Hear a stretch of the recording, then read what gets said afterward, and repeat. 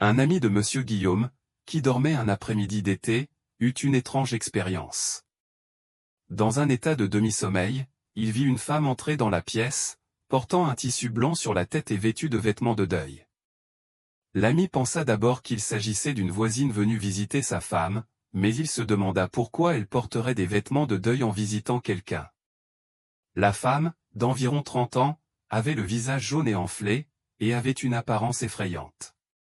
Elle sortit de la pièce intérieure et se rapprocha lentement du lit de l'ami. Celui-ci fit semblant de dormir pour observer son comportement.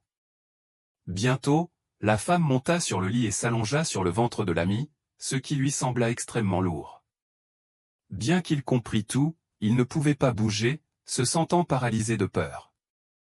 La femme commença à renifler le visage de l'ami avec sa bouche, dont la touche était glaciale. L'ami décida alors de la mordre lorsqu'elle reniflerait sa joue. Quand elle atteignit finalement cette zone, il mordit violemment son os de la joue, allant jusqu'à faire pénétrer ses dents dans la chair. La femme, éprouvant une douleur aiguë, lutta pour se libérer et tenta de fuir en criant. En criant « Il y a un fantôme », l'ami permit à la femme de s'échapper. Sa femme entra dans la pièce, ne trouvant rien d'anormal, et pensa que c'était seulement un cauchemar.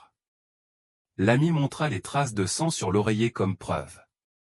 Lors de l'inspection, ils trouvèrent que le matelas et les draps étaient trempés par un liquide ressemblant à de l'eau, dégageant une odeur nauséabonde.